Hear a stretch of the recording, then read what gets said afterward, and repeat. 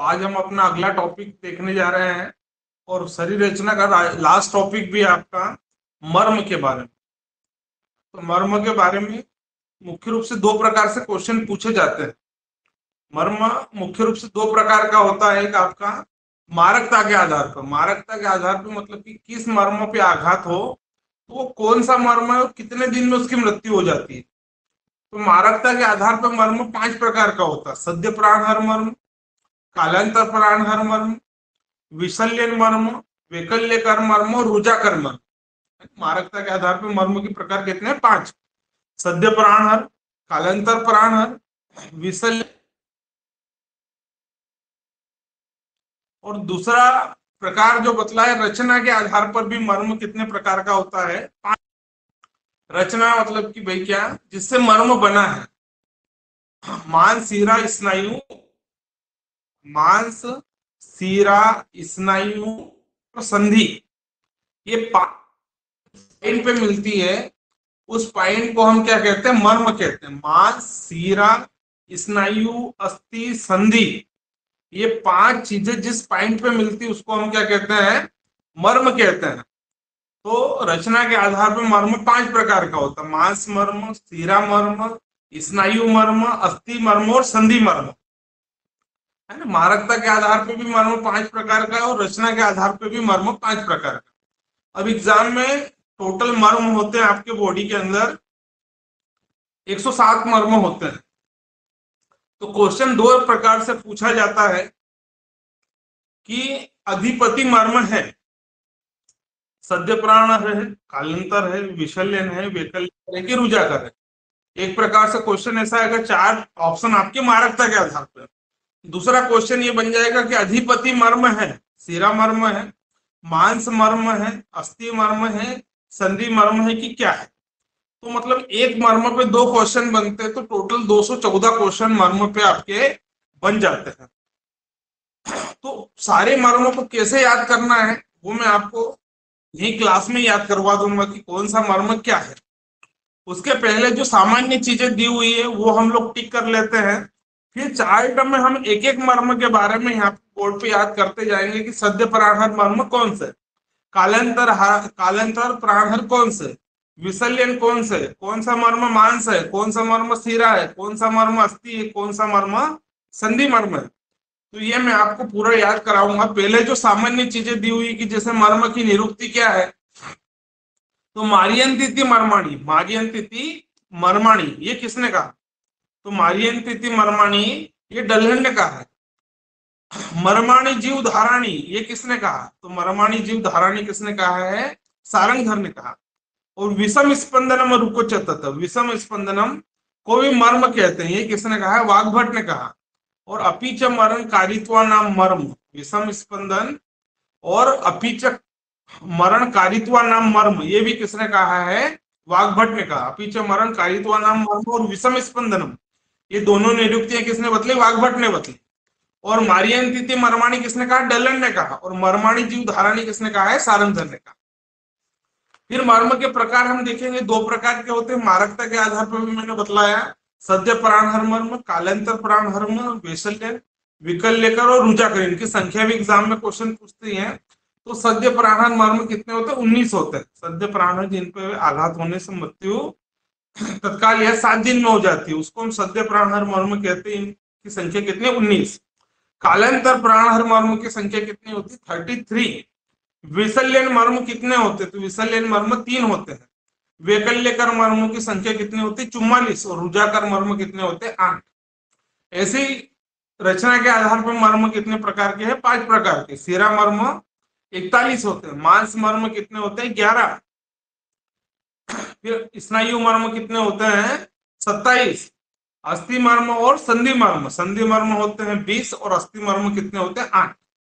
ये संख्याएं हम देखेंगे किस मर्म का प्रमाण कितना है, ये हम लोग पहले टिक करते हैं, फिर इसको रिवीजन में लेंगे। फिर एक एक मर्म के बारे में देखेंगे कि अधिपति कौन सा मर्म है, हृदय कौन सा मर्म, नाभि कौन सा मर्म, वस्ती कौन सा मर्म है। दोनों प्रकार में आपको बोर्ड पे याद कराऊंगा। तो पहले हम सामान्य चीजें टिक कर लेते हैं इसमें। तो सबसे पहले आप मर्म विज्ञान में निकाल लीजिए पेज नंबर 24 पे। मारियंतिथि मर्माणी ये मर्म की निरुक्ति किसने बतलाई? डल्हन ने। फिर नीचे अपी मरण कारित्व नाम मर्म, अपी मरण कारित्व नाम मर्म, ये परिभाषा किसने बतलाई? वाग्भट ने। और मर्माणी जीव धाराणी, ये परिभाषा किसने बतलाई है? सारंगधर। एक परिभाषा और वहां पे ऐड कर लेना, विषम स्पंदनम रुकचतत, विषम स्पंदनम रुकचतत मर्म, ये किसने बोला? वाग्भट ने बोला। विषम स्पंदनम रुकचतत मर्म, ये परिभाषा किसने बतलाई? वाग्भट ने बतलाई। और ऊपर टिक कर लेना, मर्माणी शल्य विषयार्ध, शल्य विषयार्ध किसको कहा जाता है? तो शल्य चिकित्सा की आदि चिकित्सा तो सिरावेद के कहते हैं, और शल्य विषयार्ध किसको कहा जाता है? शल्य विषयार्ध कहा जाता है किसको? मर्म को कहा जाता है। तो पहले निरुक्तियां, मर्माणी जीव धाराणी सारंगधर ने बोला है, अपिच मरण कारित्वा नाम मर्म वाग्भट ने कहा है, और आपका जो है विषम स्पंदनम रुकचतत मर्म भी वाग्भट ने कहा है, और मारियंतिथि मर्माणी किसने कहा? ढलन ने कहा। फिर नीचे टिक कर लेना, मर्म का वर्णन सुश्रुत ने छठे अध्याय प्रत्येक मर्म निर्देश शारीर अध्याय में किया, शारीर स्थान में मर्म के छठे अध्याय में मर्म का वर्णन आचार्य सुश्रुत ने किया है। मर्म की संख्या टिक कर लेना 160 होती है। चरक के अनुसार त्रिमर्म में सम्मिलित नहीं है। छत्तीसगढ़ पीएससी 2019 में क्वेश्चन पूछा गया था कि चरक के अनुसार त्रिमर्म में सम्मिलित नहीं है, एक ऑप्शन था उसमें नाभि। तो चरक ने 3 मर्म कौन कौन से माने त्रिमर्म में? सिर, हृदय और वस्ती। चरक के अनुसार त्रिमर्म क्या क्या है? सिर, हृदय और वस्ती। चरक ने मर्म के 2 प्रकार माने, स्कंदार्शित में सिर, हृदय, वस्ती, और बाकी है शाखार्षित। चरक ने 2 प्रकार से माने, स्कंदार्शित और शाखार्षित। स्कंदार्शित में सिर, हृदय और वस्ती, और बाकी आपके शाखार्षित मर्म। मर्म का ये लक्षण वेरिया पे टिक कर लेना, मर्माणी नाम मांस, शीरा, स्नायु, अस्थि, संधि, सन्निपात। ये 5 चीजें आपस में जहां पे मिलती, जिस पॉइंट पे मिलती है, क्या क्या? मांस, शीरा, स्नायु, अस्थि, संधि, सन्निपात। सन्निपात मतलब मिलना। ये 5 चीजें जिस पॉइंट पे मिलती है उसको हम क्या कहते हैं? मर्म कहते हैं। मांस, शीरा, स्नायु, अस्थि, संधि, सन्निपात। फिर नीचे टिक कर लेना संभव, नीचे हिंदी में टिक कर लेना, मांस, शीरा, स्नायु, अस्थि, संधि, इन 5 का एकत्रित होना मर्म का लक्षण है।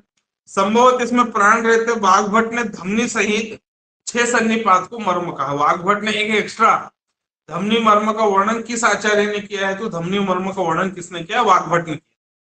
फिर ये मर्म में क्या क्या होता है? तो टिक कर लेना, सोम, अग्नि, वायु, सत्व, रज, तम और भूत आत्मा रहते हैं। मर्म में क्या क्या रहता है? सोम, अग्नि, वायु, सत्व, रज, तम और भूतात्मा रहता है। रचना के आधार पर मर्म के 5 प्रकार टिक कर लेना, मांस मर्म 11, शीरा मर्म 41, स्नायु मर्म 27, अस्थि मर्म 8 और संधि मर्म 20। ये सुश्रुत के अनुसार है। वाग्भट ने इसमें से कुछ माइनस किए। वाग्भट ने मांस मर्म से 1 कम कर दिया, तो वाग्भट के अनुसार मांस मर्म कितने हैं? 10। शीरा मर्म में से वाग्भट ने कितने कम कर दिए? 4 कम कर दिए, तो वाग्भट के अनुसार शीरा मर्म कितने? 37। स्नायु मर्म में से भी 4 कम किए, तो वाग्भट के अनुसार स्नायु मर्म कितने? 23। बाकी अस्थि मर्म 8, संधि मर्म 20, और 4 और 4 8 और 1 9। मांस में से 1 कम किया और स्नायु में से भी 4 कम कर दिए, तो 4 4 2 8 और 1 9 धमनी मर्मों का वर्णन किसने किया? वाग्भट ने। वाग्भट ने भी कुल संख्या 107 ही मानी, लेकिन अंतर कर दिया। लेकिन सुश्रुत के अनुसार मांस मर्म पूछो तो 11 लगाना, वाग्भट के अनुसार मांस मर्म कितने लगाओगे? 10। सुश्रुत के अनुसार शीरा मर्म पूछो तो 41 लगाना, वाग्भट के अनुसार शीरा मर्म पूछो तो कितने लगाओगे? 37। सुश्रुत के अनुसार स्नायु मर्म पूछो तो 27 लगाना, वाग्भट के अनुसार पूछो तो 23। और एक्स्ट्रा धमनी मर्म का वर्णन किसने किया? वाग्भट ने, जिनकी संख्या कितनी है? 9। अब ये शाखाओं में कितने होते? तो एकादश प्रति शाखा। शाखाओं में एक शाखा में मर्म कितने? 11। तो टोटल 4 शाखाओं में मर्मों की संख्या कितनी हो गई? 44। शाखाओं में मर्मों की संख्या पूछे तो 44। उदर में और उर में 12 और पृष्ठ भाग में 14। उदर में और उर में कितने हैं? 12 और पृष्ठ भाग में उधर में और उर में 12 और टोटल पृष्ठ भाग में कितने हो गए? 14। तो टोटल क्वेश्चन में पूछे तो मर्म कितने होते हैं? 26। ग्रीवा के ऊपर भाग में पूछे तो ग्रीवा के ऊपरी भाग में 7 ग्रीवा ऊपरी एकादश प्रति शाखम क्वेश्चन 9 ऋषि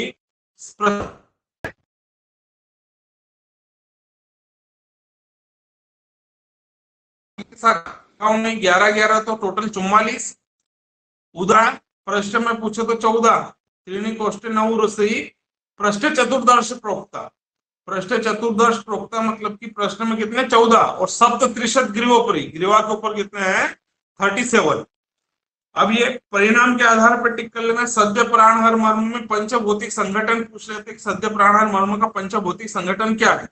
तो सद्य प्राणहर मर्म कैसा होता आग्नेय होता और इनकी संख्या कितनी 19। फिर कालांतर प्राणहर मर्म ये सौम्य आग्नेय होते हैं, इनकी टोटल संख्या कितनी है 33। वैकल्यकर मर्म ओनली सौम्य होते हैं, इनकी संख्या कितनी 44। विसल्यन मर्म में ओनली वायु होती है, इनकी संख्या कितनी है 3। और रुजाकर मर्म में वायु प्लस अग्नि दोनों होती, रुजा होगी तो वायु होगी, तो रुजाकर मर्म में वायु अग्नि दोनों होती और इनकी संख्या कितनी होती 8। सद्य प्राणहर कैसा है आग्नेय, कालांतर कैसा है सौम्य आग्नेय, विसल्यन कैसा है ओनली वायु, वैकल्यकर ओनली सौम्य और रुजाकर पूछे तो अग्नि प्लस वायु। संख्या सद्य प्राणहर की 19 है, कालांतर 33 है, विसल्यन 3 है, वैकल्यकर 44 और रुजाकर कितने हैं 8। अब इसमें महत्वपूर्ण आता मर्म का प्रमाण। मर्म का प्रमाण किस मर्म का प्रमाण कितना है, इससे एग्जाम में क्वेश्चन पूछते हैं कि उर्वी मर्म का प्रमाण कितना है, 1 अंगुल 2 अंगुल 3 अंगुल 4 अंगुल कितना। तो इसको नीचे से टिक करो आप सुश्रुत के अनुसार। आधा अंगुल प्रमाण की कितने टिक करना, सुश्रुत अनुसार आधा अंगुल प्रमाण की कितने 56। कोई भी मर्म जिसका हम नाम नहीं पढ़ेंगे अगर उससे एग्जाम में क्वेश्चन पूछा जाए कि उपरोक्त मर्म का प्रमाण कितना है तो उसका हम कितना लगाएंगे आधा अंगुल, जिसको हमने नहीं पढ़ा। तो आधा अंगुल प्रमाण के मर्मों की संख्या सुश्रुत ने कितनी मानी 56 मानी। 1 अंगुल वाले कितने हैं तो इस पे स्टार लगाना। वेरी एंड भी कई बार क्वेश्चन पूछते कि उर्वी सर का बेटा कक्षा में स्तनपान करता है, इसके ट्रिक लिख लेना। उर्वी सर का बेटा उर्वी सर का बेटा कक्षा में स्तनपान करता है, तो उर्वी कुर्च सिर, उर्वी सर का तो कुर्च सिर, बेटा से बिटप, कक्षा से कक्षाधर और स्तनपान से स्तनमूल और पान से पार्श्व संधि। उर्वी सर का बेटा कक्षा में स्तनपान करता है, तो 1 अंगुल वाले कौन कौन से सुश्रुत के अनुसार टिक करना। उर्वी कुर्च सिर बिटप कक्षाधर पार्श्व संधि और स्तनमूल। 1 अंगुल वाले कितने 16। उर्वी सर का बेटा कक्षा में स्तनपान करता, तो उर्वी सर से कुर्च सिर, बेटा से बिटप, कक्षा से कक्षाधर, स्तन से स्तनमूल और पान से पार्श्व संधि। उर्वी सर का बेटा कक्षा में स्तनपान करता है, इनका प्रमाण कितना है 1 अंगुल।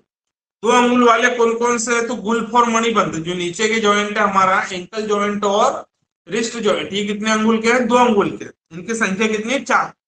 2 होते, 2 गुल्फ होते 2 मणिबंध, तो संख्या कितनी हो गई 4। 3 अंगुल वाले में है आपके उससे बड़े जॉइंट, आपका जानू नी जॉइंट और आपका एल्बो जॉइंट, नी जॉइंट और एल्बो जॉइंट, ये कितने अंगुल वाले हैं 3 अंगुल वाले। और 4 अंगुल में टिक करना। 4 अंगुल को हस्ततल प्रमाण या मुष्टि प्रमाण भी कहते हैं। एग्जाम में क्वेश्चन पूछे कि निम्न में से हस्ततल प्रमाण या मुष्टि प्रमाण का मर्म है, तो हस्ततल या मुष्टि प्रमाण के मर्म कौन कौन से हैं 4 अंगुल वाले। तो 4 अंगुल में कौन कौन सा टिक करना। हृदय नाभि वस्ती गुदा, हृदय नाभि, हृदय के नीचे नाभि, नाभि के नीचे वस्ती और वस्ती के नीचे गुदा। हृदय नाभि वस्ती गुदा, कुर्च श्रृंगाट सीमंत, कंठ सिरा नीला और मन्या। कौन कौन सा हृदय नाभि वस्ती गुदा, फिर सीमंत, फिर कंठ सिरा, मन्या, नीला, ये सभी कितने अंगुल के हैं 4 अंगुल के। तो 4 अंगुल वाले कितने हैं 29। तो सुश्रुत के अनुसार पहले याद होना चाहिए कि आपको सुश्रुत के अनुसार अर्ध अंगुल वाले कितने हैं 56। 1 अंगुल वाले कितने हैं 16। कौन कौन सा उर्वी सर का बेटा कक्षा में स्तनपान करता, तो उर्वी कुर्च सिर बिटप कक्षाधर और स्तनपान। उर्वी कुर्च सिर बिटप कक्षाधर और स्तनपान का प्रमाण कितना है भाई आपका 1 अंगुल। गुल्फ और मणिबंध पूछे तो 2 अंगुल। जानू और कपूर पूछे तो 3 अंगुल। हृदय नाभि वस्ती गुदा, नीला मन्या मात्र का सीमंत, नीला मन्या मात्र का सीमंत श्रृंगाटे की कितने अंगुल के हैं 4 अंगुल वाले। तो 1 अंगुल 2 अंगुल 3 अंगुल और 4 अंगुल वाले प्रमाण के मर्म कौन कौन से ये याद होना चाहिए। वाग्भट के अनुसार टिक कर लेना। वाग्भट के अनुसार अर्ध अंगुल वाले पूछे तो 56 6। सुश्रुत के अनुसार अर्ध अंगुल वाले कितने थे? 54। वाग्भट के अनुसार आधा अंगुल वाले पूछे तो कितने हैं भाई? 56 है। और उसमें पार्श्व संधि, सुश्रुत के अनुसार पार्श्व संधि का प्रमाण 1 अंगुल है, और वाग्भट के अनुसार पार्श्व संधि मर्म का प्रमाण पूछे तो कितना है? अर्ध अंगुल में।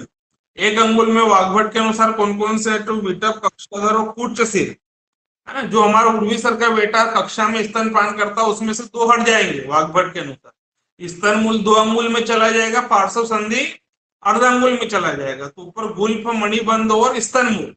सुश्रुत के अनुसार स्तन मूल 1 अंगुल में है। वाग्भट के अनुसार स्तन मूल मर्म का प्रमाण पूछे तो 2 अंगुल है। पार्श्व संधि का प्रमाण सुश्रुत के अनुसार 1 अंगुल है, लेकिन वाग्भट के अनुसार पार्श्व संधि मर्म का प्रमाण कितना है? अर्ध अंगुल। 3 अंगुल में 4, और 4 अंगुल वाले कितने हैं? 29। तो पहले हमने इस पेज पे देखा, ये पेज महत्वपूर्ण है हमारे लिए। क्या क्या हमने देखा इसका रिवीजन ले लो, फिर आगे बढ़ेंगे। एक तो हमने देखा भाई मारियंतेति मर्माणी, डलन ने कहा। अपिच मारण कारित्वा नाम मर्म किसने कहा? वाग्भट ने कहा। विषम स्पंदनम रुकचता, ये भी किसने कहा? वाग्भट ने कहा। और मर्माणी जीव धाराणी किसने कहा है? सारंग। मर्म को शल्य विषयार्थ भी कहा जाता है। फिर मर्म चरक के अनुसार त्रिमर्म होते हैं, सिर, हृदय, वस्ती, उसमें नाभि सम्मिलित नहीं है। चरक ने मर्म को 2 प्रकार माने, स्कंद आश्रित और शाख आश्रित। फिर मर्म टोटल संख्या कितनी? 107। मर्म मांस, सीरा, स्नायु, अस्थि और संधि जहां पे मिलती हैं उसको हम मर्म कहते हैं। वाग्भट के अनुसार धमनी, ये 6 चीजें मिल जाए तो उसको मर्म कहा जाता है। सुश्रुत के अनुसार मांस मर्म 11 होते हैं, वाग्भट के अनुसार 10 होते हैं। सीरा मर्म सुश्रुत के अनुसार 41 होते हैं, वाग्भट के अनुसार 37 होते हैं। स्नायु मर्म सुश्रुत के अनुसार 27 है, वाग्भट के अनुसार 23 होते हैं। अस्थि मर्म सुश्रुत के अनुसार 8 है, वाग्भट के 8 है। संधि मर्म सुश्रुत के 20 है, वाग्भट के भी 20 है। धमनी मर्म का वर्णन सुश्रुत ने नहीं किया, वाग्भट ने धमनी मर्म कितने माने? 9 माने। फिर हमने देखे सद्य प्राणहर मर्म आग्नेय होते हैं, संख्या कितनी? 19। कालांतर प्राणहर मर्म सौम्य आग्नेय होते हैं, इनकी संख्या कितनी? 33। विशल्यन मर्म ओनली वायव्य होते हैं, इनकी संख्या कितनी? 3। वैकल्यकर मर्म ओनली सौम्य होते हैं, संख्या कितनी? 44। और लास्ट में हमने देखा आपका कौन सा? रुजाकर मर्म वायु प्लस अग्नि होती, संख्या कितनी? 8। फिर मर्मों का प्रमाण देखा हमने, तो अर्ध अंगुल प्रमाण के सुश्रुत के अनुसार कितने? 54। वाग्भट के अनुसार पूछो तो 56। 1 अंगुल प्रमाण में सुश्रुत के अनुसार उर्वी, उच्च सिर, विटप, कक्षाधर, स्तन मूल और पार्श्व संधि। वाग्भट के अनुसार स्तन मूल पूछे तो ऊपर चला जाएगा 1 अंगुल, 2 अंगुल में, और पार्श्व संधि वाग्भट के अनुसार किसमें चला गया? अर्ध अंगुल में। 2 अंगुल में सुश्रुत के अनुसार गुल्फ, मणिबंध और स्तन मूल है। 3 अंगुल में सुश्रुत के अनुसार जानु और कर्पूर है, वाग्भट संख्या है। और 4 अंगुल में मुष्टि प्रमाण में, हस्ततल प्रमाण में हृदय, नाभ, अस्थि, गुदा, श्रृंघाटक, कंठ, सीरा, सीमंत और मन्या, ये जो है ये किसमें है? 4 अंगुल। तो ये पेज पे हमने ये देखा। अब नेक्स्ट पेज पे आ जाइए। इसके बाद से फिर आपको समझने का आएगा, ये नॉर्मली टिक करने और याद करने का है। अब मर्मों का घातकता कितने, कौन सा मर्म कितने दिन में मारक होता है? तो सद्य प्राणहर मर्म टिक कर लेना, 7 दिन के अंदर इसमें मृत्यु हो जाती है। 7 दिन में मृत्यु हो जाती है किस मर्म में? तो 7 दिन में मृत्यु हो जाती है किसमें? आपके सद्य प्राणहर। कालांतर प्राणहर मर्म टिक कर लेना, 1 पक्ष या 1 माह। सद्य प्राणहर मर्म मृत्यु कितने दिन में हो जाती है? 7 दिन में। कालांतर प्राणहर मर्म में मृत्यु 1 पक्ष या 1 माह में हो जाती है। विशल्यन मर्म में जब तक शल्य अंदर रहता तब तक व्यक्ति जीवित रहता है। वैकल्यकर में शरीर में स्थायी विकलता, डिसेबिलिटी उत्पन्न हो जाती है। रुजाकर में तीव्र वेदना होती है। शुरुआत के 2 आईएमपी है कि भाई सद्य प्राणहर मर्म कितने दिन में मारक? तो 7 दिन में मारक होता है। कालांतर प्राणहर मर्म पूछे कितने दिन में मारक? तो 15 दिन, 1 पक्ष या फिर 1 माह में ये मारक होता है। कौन सा? कालांतर प्राण। अब मर्माघात के लक्षण वेरी आईएमपी है। मांस मर्म की अगर विद्ध हो जाए तो क्या लक्षण? सिरा मर्म विद्ध हो जाए तो क्या लक्षण? अस्थि मर्म विद्ध हो जाए तो क्या लक्षण? तो मांस मर्म आघात के लक्षण में टिक कर लेना, निरंतर रक्त की प्रवृत्ति। अगर मांस मर्म पे आपकी बॉडी में आघात हुआ है तो कंटिन्यूअस ब्लीडिंग होगी, निरंतर रक्त की प्रवृत्ति। और लास्ट में टिक करना इंद्रियार्थ ग्रहण नाश, इंद्रियों का जो ग्रहण करने की क्षमता होती है वो नष्ट हो जाती है। तो मांस मर्म आघात पर इंद्रियार्थ ग्रहण नाश और निरंतर रक्त की प्रवृत्ति किसमें होती है? मांस मर्म। अस्थि मर्मम में टिक करना, लास्ट में सर्व अवस्थासु न शांति अस्ति। सर्व अवस्थासु न शांति अस्ति किस मर्म विद्या का लक्षण है? तो ये अस्थि मर्म विद्या का लक्षण है। स्नायु मर्म में टिक करना, आयाम आक्षेपक। लास्ट में टिक करना, खड़े रहने बैठने में आसक्ति होती है। आयाम आक्षेपक, खड़े रहने बैठने में आदि में आसक्ति होती, किसमें? स्नायु मर्म। सिरा मर्म में टिक करना, सांद्र अतिरक्त स्त्राव। लास्ट में टिक करना, श्वास हिक्का मोह और मृत्यु। सांद्र अतिरक्त स्त्राव और मोह, हिक्का, श्वास और मृत्यु, ये किसमें है? सिरा मर्म। और लास्ट में टिक करना, संधि मर्म में विद्ध विद्यपूर्ण सुखपूर्ण। सुखपूर्णता एग्जाम में क्वेश्चन पूछा गया है कि सुखपूर्णता किस मर्माघात का लक्षण है? तो सुखपूर्ण में वर्णता ये लक्षण किसका है? संधि मर्म को। और आगे टिक करना, कुणिता, खंजता, बलनाश और परवशोप। इस बार जो आयुष CHO की एग्जाम हुई थी उसमें क्वेश्चन पूछा था बलनाश और परवशोपी किस मर्म का लक्षण है? तो कुंजता, कुणिता, कुंजता, कुणिता ये स्नायु लगती है हमको। कुंजता, कुणिता, चेष्टा, बलनाश, परवशोपी किसमें? संधि मर्म। और लास्ट धमनी मर्म में टिक करना, शब्द के साथ झाग युक्त रक्तस्राव हो। शब्द के साथ में झाग युक्त रक्तस्राव हो तो ये लक्षण किसका है? धमनी मर्म। क्या क्या है? मांस मर्मों में कंटिन्यूअस ब्लीडिंग होती, इंद्रियार्थ ग्रहणास वेरी एम्पी, किस मर्म विद्या का लक्षण है? मांस मर्म। मांस के बाद में हम गए अस्थि मर्म में, सर्वावस्थासु न शांति अस्ति, ये किसका है? अस्थि मर्म का। अस्थि मर्म के बाद हम स्नायु मर्म में गए, आक्षेपक, स्तब्धता, खड़े रहने में बैठने में आसक्ति होती, किसमें? स्नायु। स्नायु के बाद में आता है आपका सिरा मर्म। मोह, हिक्का, श्वास लक्षण आदि आ जाते हैं, किसमें? सांद्र रक्त स्त्राव होता, किसमें? सिरा मर्म। संधि मर्म वेरी एम्पी है, खंजता, कुणिता, चेष्टा नाश, बल नाश, चेष्टा नाश, परवशोक, ये लक्षण किसमें है? आपके संधि मर्म। और शब्द के साथ झाग युक्त रक्त स्त्राव किसमें होता है? तो ये आपके धमनी मर्म में होता है। ये पांचों वेरी एम्पी है। फिर मर्मों का अंत परिवर्तन, इससे एग्जाम में क्वेश्चन नहीं आता, लेकिन एक बार पढ़ना है कि सद्य मर्म प्राणहर मर्म पे आघात होता है तो किसमें परिवर्तित हो जाता है? तो टिक करना, सद्य प्राणहर मर्म पे आघात होता है तो ये कालांतर प्राणहर में परिवर्तित हो जाता है। कालांतर प्राणहर मर्म पर आघात होता है तो ये वैकल्यकर में परिवर्तित। सद्य प्राणहर किसमें परिवर्तित होता है? कालांतर में। कालांतर आघात होता है तो किसमें परिवर्तित हो जाता है? वैकल्यकर में।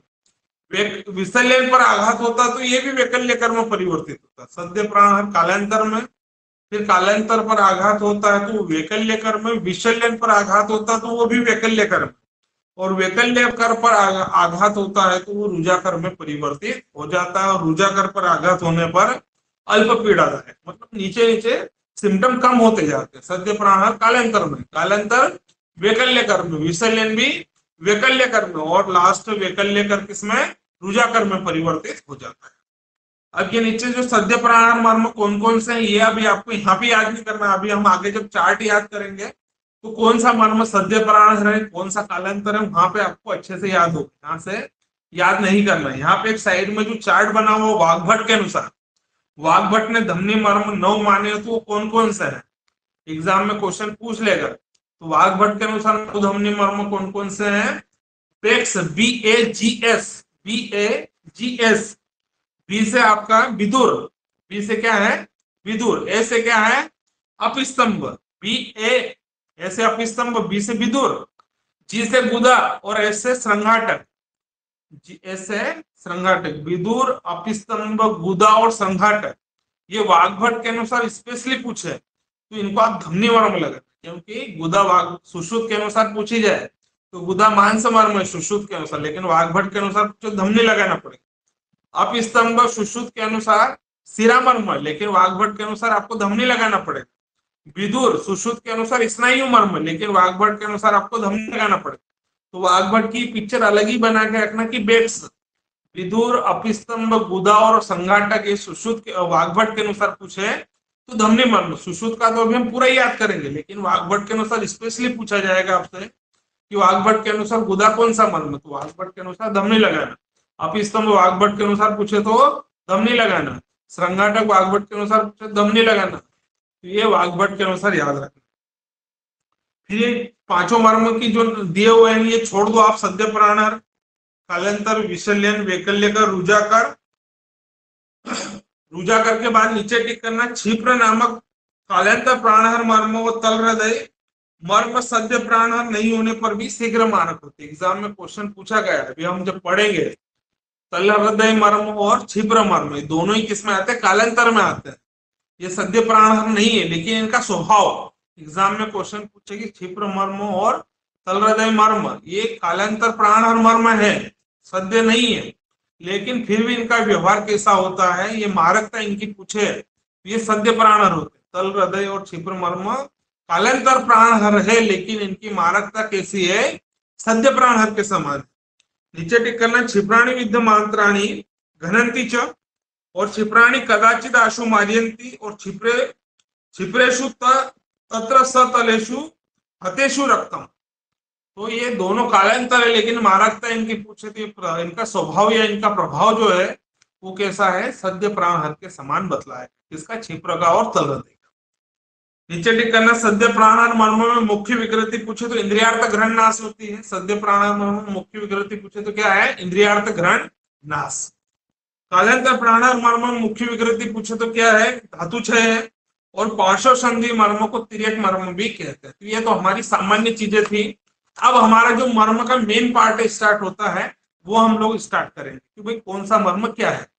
निम्न में से कौन सा मर्म सद्य प्राणहर है, निम्न में से कौन सा मर्म शिरा मर्म है।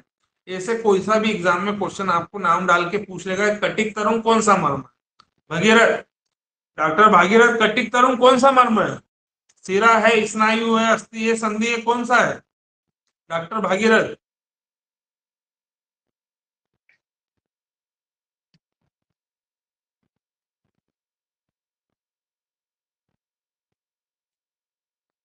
भागीरथ भागीरथ आवाज आवाज।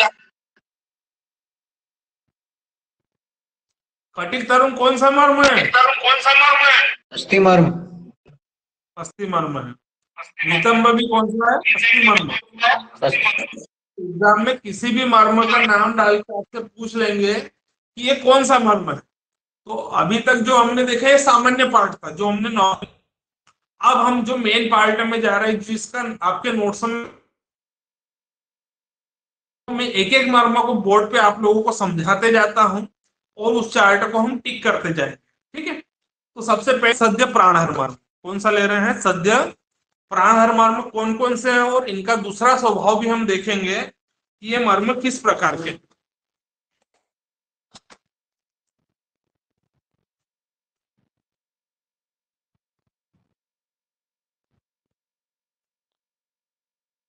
तो सबसे पहले हम सद्य प्राणहर मर्म ले रहे हैं। सद्य प्राणहर मर्म कितने होते हैं भाई, 19 होते हैं। सद्य प्राणहर मर्मों की संख्या कितनी है, 19। अब इसमें दोनों प्रकार याद करेंगे। जो पढ़ रहे हैं वो तो सद्य प्राणहर होंगे ही होंगे, लेकिन वो सीरा है, स्नायु है, अस्थि है कि संधि है, ये भी हम एक साथ ही याद करेंगे। तो इसको हम याद करते हैं कहां से, सिर से स्टार्ट करते हैं। पहले हम बोर्ड पे समझाता हूँ, फिर बॉडी पे समझे। तो इसको हम हेड से याद करते हैं। तो सद्य प्राणहर मर्मों में हेड पे जो होता है, ये आपका जो यहाँ पे बीच में उंगली, पहले आप इसमें समझ लो, फिर हम हाथ रख के देखेंगे। तो ये यहाँ पे जो होता है इसको बोलते हैं अधिपति। अधिपति ये संख्या में कितना होता है, 1। ये आपका जो जहां बंदूक की गोली रखते हैं, ये वाला हैंजअप करके, ये क्या होता है, शंख होता है आपका। ये क्या होता है, शंख। तो दोनों तरफ होते हैं, तो शंख कितने होते हैं, 2। टंग पे जो होता है उसको हम बोलते हैं संघाटक। टंग पे जो होता है उसको हम क्या बोलते हैं, जिहाफ। टंग पे जो होता है उसको हम क्या बोलते हैं, श्रृंगाटक।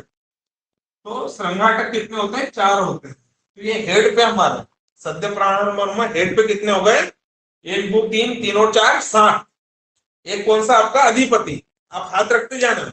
ये स्पर्श थेरेपी से ही मर्म आपको याद होगा, नहीं तो आप रटेंगे, भूल जाएंगे एग्जाम। सद्य प्राणहर मर्म में ये यहाँ पे जो होता है, आप हाथ रखना खुद भी अपने। तो ये आपका जो होता है अधिपति। अधिपति देखिए कहाँ पे है, चौराहे, 4 रास्ते जा रहे हैं, एक राइट में जा रहे हैं, एक लेफ्ट में, एक बैक में और एक फ्रंट में। तो जहाँ 4 रास्ते मिलते हैं उसको हम क्या कहते हैं, संधि कहते हैं। भाई 4 रास्ते जब मिले वहां संधि। तो अधिपति आपका कौन सा, सद्य प्राणहर तो है ही, साथ में दूसरा प्रकार पूछेगा अधिपति कौन सा मर्म, तो कौन सा मर्म है, संधि मर्म। ठीक है। फिर आते हैं आपके दो शंख, हाथ रखते जाना है। शंख का देखा अभी सद्य प्राणायाम तो है ही है, लेकिन ये उंगली दबाई बिल्कुल देखिए हार्ड लगेगा आपको, ये तो उंगली अंदर चली जाती है आपके पीछे, हार्ड है। तो हार्ड क्या होती है? अस्थि होती है। तो शंख का आपका कौन सा मर्म हो गया? अस्थि मर्म। ठीक है। फिर क्या होते हैं टंग पे? टंग पे होते संघाटक। कितने हैं? 4। टंग आपने देखा होगा, हम टेबलेट जो होती है सबलिंगुअल देते हैं। क्यों देते हैं? क्योंकि वहां से जो उसकी बायोबिलिटी ऑफ ड्रग होती है, टंग के में जो दी गई ड्रग हो, आईवी ड्रग जो होती है, इनकी बायोबिलिटी मतलब ये ब्लड सर्कुलेशन में 100% तक जाती है। क्योंकि भाई टंग के नीचे ब्लड सप्लाई ज्यादा होती है, इसलिए पूरी की पूरी ड्रग सर्कुलेशन में चली जाती है। तो ब्लड सप्लाई किससे ज्यादा होगी? सिरा से ज्यादा होगी। तो संघाटक कौन सा मर्म है? सिरा। अधिपति आपका कौन सा हो गया? संधि। संघ आपका कौन सा हो गया भाई? हार्ट है। हार्ट क्या होती है? अस्थि। संघाटक आपका हमने देखा ब्लड सप्लाई ज्यादा होती है, कौन सा मर्म रहेगा? सिरा। ये शुरुआत के 7 तो हमारे हेड में हो। अब नीचे जाते हैं तो ये हमारा आता गला। गला में होती कंठ सिरा, जो मर्म का नाम क्या है? कंठ सिरा। संख्या कितनी होती है? 8। कंठ सिरा कितनी होती है भाई? 8। कंठ सिरा में तो ऑलरेडी नाम में सिरा जुड़ा हुआ है, इसलिए इसको याद ही नहीं करना। कंठ सिरा मर्म कौन सा है? सद्य प्राणहर तो है ही है, दूसरा कौन सा? सिरा मर्म। संख्या कितनी? 8। तो 8 और 7 15 हो गया। अब हमारे पास बची कितने? ओनली 4। तो 4 कौन कौन से बचे हैं आपकी? ये तो आपका हार्ट हो गया, हृदय, नाभि, वस्ती और ये गुदा। हृदय अभी हम पढ़ गए, हृदय सिराओं का मूल माना है। चरक ने हृदय को किसका मूल माना है? सिराओं का। तो हृदय कौन सा मर्म हो जाएगा भाई? सिरा मर्म हो जाएगा। नाभि को सिराओं का मूल किसने माना? सुश्रुत ने। तो नाभि भी कौन सा मर्म हो गया? सिरा। हृदय भी सिरा, नाभि भी सिरा। वस्ती नाम क्यों पड़ा भाई? जिसको खींचा जा सके, जिसको दबाया जा सके। वस्ती जब हम पढ़ते हैं बीएमएस में परिभाषा, जिसको खींचा जा सके, जिसको दबाया जा सके, उसको हम क्या बोलते हैं? ब्लडर वस्ती कहते हैं। और ऐसी जिसको खींचा जाए वो क्या होता है? लिगामेंट होता है। लिगामेंट स्प्रिंग को हम खींच सकते हैं। तो जिसको खींचा जाए तो वस्ती आपका कौन सा हो गया? स्नायु मर्म हो गया। वस्ती कौन सा हो गया? स्नायु। और लास्ट में आती है आपकी गुदा। गुदा देखिए बिल्कुल सॉफ्ट होती है। जो चीज सॉफ्ट होती है वो क्या होता है? मांस होता है। तो गुदा बिल्कुल सॉफ्ट है, इसलिए गुदा कौन सा मर्म है? मांस मर्म। ये सद्य प्राणाहार मर्म के हमने दोनों प्रकार देखे हैं यहाँ पे। सद्य प्राणाहार 19 कौन कौन से, और उसका दूसरा प्रकार भी हमने देखा कौन कौन सा है। उसका हम रिवीजन लेते हैं, फिर बुक नोट्स में टिक करेंगे। सबसे पहले भाई स्पर्श आप भी करते जाना और साथ साथ में बोलते जाना, ताकि आपको याद रहेगा। 2-3 बार आपने ऐसा कर लिया तो ये आपके लिए लॉन्ग टाइम तक आपको याद रहेगा, लाइफ टाइम तक भी याद रह सकता है। तो सबसे पहले आपका अधिपति सद्य प्राणाहार है, और ये 4 रास्ते जो है, जहाँ 4 रास्ते मिलते हैं उसको हम क्या बोलते हैं? संधि मार्ग। तो अधिपति कौन सा हो गया? संधि। फिर संघ देखिए ये हार्ड है, तो हार्ड नहीं होता तो उंगली अंदर चली जाए। क्या है? संघ आपका अस्थि मर्म। संघाटक कहाँ पे होता है? जिहा पे। जिहा पे क्या? ब्लड सप्लाई ज्यादा होती है। संघाटक कौन सा मर्म है? सिरा। कंठ सिरा कौन सा है? सिरा। हृदय सिरा, नाभि सिरा, वस्ती स्नायु, और गुदा सॉफ्ट होती है, इसलिए गुदा कैसा है? मांस मर्म। गुदा कैसा भाई? मांस मर्म है। ये पहला हमने देखा। आप वीडियो और 2-3 बार सुन सकते हैं, अगर आप कहीं पे भूल जाए तो वीडियो आपको क्लास का रहेगा। तो आप अधिपति, संधि, संघ, अस्थि, संघाटक सिरा, कंठ सिरा, सिरा, हृदय सिरा, नाभि सिरा, वस्ती स्नायु, गुदा, मांस।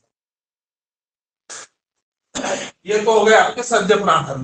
इसको आप टिक कर लो, फिर कालांतर में जाएंगे। नेक्स्ट पेज पे चार्ट बना हुआ है, तो चार्ट में आपको टिक करते जाना है। इसमें सब ऊपर नीचे दिए हुए हमने क्रम से याद किए हैं, तो क्रम से आप भी याद रखोगे तो याद अच्छे से है। तो सबसे पहले संघाटक की संख्या टिक कर लेना। अभी हमने देखा टंग पे होता है। संघाटक कितने होते हैं? 4। गोला लगा हुआ देखिए सिरा मर्म है। कहाँ पे है? सिरा मर्म। लास्ट पॉइंट टिक कर लेना। वाग्भट ने इसको धमनी मर्म कहा। सुश्रुत के अनुसार तो अभी संघाटक देखा कैसा? सिरा, लेकिन वाग्भट के अनुसार पूछो तो कैसा है? धमनी मर्म। वाग्भट के अनुसार कैसा है भाई? ये धमनी मर्म। प्रमाण कितने अंगुल का है? 4 अंगुल प्रमाण में। यहाँ हम प्रमाण ना भी टिक करें तो दिक्कत नहीं, प्रमाण हम आगे पढ़ चुके हैं। तो यहाँ पे 2 पॉइंट टिक करना है, एक तो संख्या आपको टिक करना है, तो संघाटक 4 है। प्रकार कौन सा है? सिरा मर्म। और वाग्भट ने इसको क्या नाम दिया? धमनी मर्म। अधिपति अभी हमने देखा एक होता है, संधि मर्म है। कौन सा मर्म है? संधि मर्म। संख टिक कर लेना, 2 होते हैं, संख 2 होते हैं। और अभी हमने देखा कौन सा है? अस्थि मर्म। संख के बाद कंठ सिरा हमने देखी 8 होती है। ये कौन सा भाई? कंठ सिरा में सिरा जुड़ा हुआ, इसलिए कंठ सिरा कौन सा? सिरा मर्म। गुदा 1 होती है, गुदा सॉफ्ट होती है, इसलिए कौन सा मर्म है? मांस मर्म। हृदय 1 होता है, हृदय सिराओं का मूल है, इसलिए हृदय सिरा मर्म है। वस्ती हमने देखा भाई, जिसको खींचा जा सके उसको वस्ती स्नायु मर्म है। और नाभि 1, ये भी क्या है? आपकी सिरा मर्म। नाभि हो गया, नाभि हृदय, नाभि सिरा मर्म, वस्ती स्नायु, गुदा मांस। तो ये पहला चार्ट हम लोगों ने देखा है। गुदा वाले में टिक कर लेना। वाग्भट के अनुसार लास्ट में वाग्भट ने इसको धमनी मर्म कहा है। वाग्भट ने इसको धमनी मर्म कहा है। और हृदय में टिक कर लेना, हृदय की ये परिभाषा टिक कर लेना बीच में दी हुई स्थान। वक्षसो स्तन्योश्चम मध्यम, वक्षसो स्तनश्च मध्यम, स्तनों के बीच में होता है, क्या होता है? आपका हृदय होता है। स्तनश्च मध्यम, वक्षसो स्तनश्च मध्यम, ये किसके लिए कहा है? हृदय के लिए कहा। तो ये पहला हमारा होता है सद्य प्राण मर्म। कितने हो गए? 19। आपका अधिपति संधि, संघ का आपका अस्थि, श्रृंगाटक सिरा, कंठ सिरा, हृदय सिरा, नाभि सिरा, वस्ती स्नायु, गुदा। अब दूसरा प्रकार हम देखने जा रहे हैं, वो है आपका कालांतर प्राण। कालांतर प्राण ज्यादा है। कितने भाई? 33। इसको याद करने में थोड़ा सा टाइम लगता है। तो कालांतर को 3-4 टुकड़ों में याद करते हो तो इजी वे में आपको याद रहेगा। तो कालांतर प्राण और मर्म कितने भाई? 33।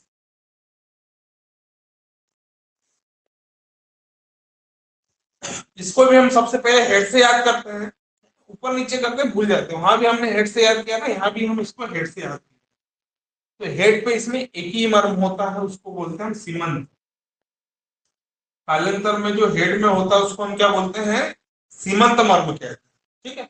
और सीमंत अभी हमने कल पढ़ा था, जहां 2 अस्थियों के एंड आपस में जुड़ते। कल सीमंत की परिभाषा देखी थी कि जहां 2 अस्थियों के एंड आपस में जुड़ते उसको हम सीमंत कहते हैं। जुड़ते मीन्स संधि बनती है ना भाई। सीमंत कौन सा मर्म हो गया? कालांतर तो है ही, साथ में कौन सा हो गया? संधि मर्म। कालांतर तो है ही, साथ में कौन सा हो गया? संधि मर्म। सीमंत मर्म की संख्या कितनी है? 5। सीमंत कितने होते हैं? 5। हेड में ओनली, कालांतर में हमने देखा सीमंत। सीमंत कौन से मर्म है? संधि मर्म। संख्या कितनी? 5। अब यहाँ पे चेस्ट की बात करिए तो हेड की बात हमारी कंप्लीट हो गई। हेड में कितने हो गए? इधर साइड में लिखते जाते हैं। हेड में कितने हो गए भाई? 5 हो गए। कौन सा है? सीमंत। सीमंत कौन सा मर्म है? संधि मर्म। ये हेड की बात हो गई। अब आते हैं हम चेस्ट पे। अब चेस्ट पे कौन कौन से है कालांतर में? तो ये आपका चेस्ट, ठीक है। चले चेस्ट में ये हाथ होता है आपका। तो यहाँ पे जो होता है इसको हम बोलते हैं अपिस्तंभ। ये जो पेक्टोरलिस मेजर, ये आपका कंधा वाला रीजन होता है, इसको बोलते हैं हम अपिस्तंभ। क्या बोलते हैं? अपिस्तंभ। ये अपिस्तंभ हो गया। ये ब्रेकियल रीजन में जो हाथ के जो बगल वाला रीजन है उसके नीचे जो होता है उसको हम बोलते हैं अपलाम। उसको हम क्या बोलते हैं? अपलाम। फिर ये ब्रेस्ट, ब्रेस्ट के जो मूल में होगा उसको स्तन मूल कहेंगे। स्तन और स्तन के मूल में तो उसको स्तन मूल। और ये ब्रेस्ट का जो उभार होता है, ब्रेस्ट भाई उभार वाला होता है, तो ब्रेस्ट के उभार पे जो होता है उसको हम बोलते हैं स्तन रोहित। ब्रेस्ट के जो उभार पे होता है उसको हम बोलते हैं क्या? स्तन रोहित। ये अपिस्तंभ, अपलाभ, स्तन मूल और स्तन रोहित, ये तीनों जो है अपिस्तंभ, अपलाभ और स्तन मूल, ये तीनों कैसे हैं भाई? सिरा मर्म है। और स्तन रोहित किस पे बना हुआ है? उभार पे बना हुआ है। उभार किसका बना है? मांस का बना है। उभार किसका बना है? मांस का बना है। तो स्तन रोहित कैसा हो गया है? मांस मर्म है। स्तन रोहित कैसा? मांस है, बाकी सभी सिरा। 4 पॉइंट है, 2 पॉइंट याद रखना है। अभिस्तंभ, अपलाभ, स्तन मूल और स्तन रोहित। स्तन रोहित, रोहित किससे बना है? उभार किससे बना? मांस का बना, बाकी सभी सिरा है। तो ये दोनों तरफ होते हैं, 4 इस तरफ है और 4 दूसरे ब्रेस्ट पे, राइट हैंड में 4 और 4 आपके लेफ्ट हैंड में। तो चेस्ट पे टोटल मर्म कितने हो गए आपके 8, 4 एक तरफ दूसरी तरफ भी 4, तो ये 4 और 4 कितने हो गए 8। ठीक है, कौन कौन से अपस्तंभ, अपस्तंभ कौन सा है सिरा, अपलाप भी कौन सा हो गया सिरा, स्तन मूल भी कौन सा हो गया सिरा, और स्तन रोहित, स्तन रोहित ओनली कैसा हो गया, रोहित किससे बना है, उभर किससे बना मांस का, तो स्तन रोहित कैसा मर्म हो गया भाई मांस। तो अपलाप, अपस्तंभ, स्तन मूल और स्तन रोहित दो दो संख्या में होते तो टोटल 8 होते, चेस्ट पे कितने हो गए 8, 8 और 5 कितने हो गए 13, हेड में 5 चेस्ट में 8।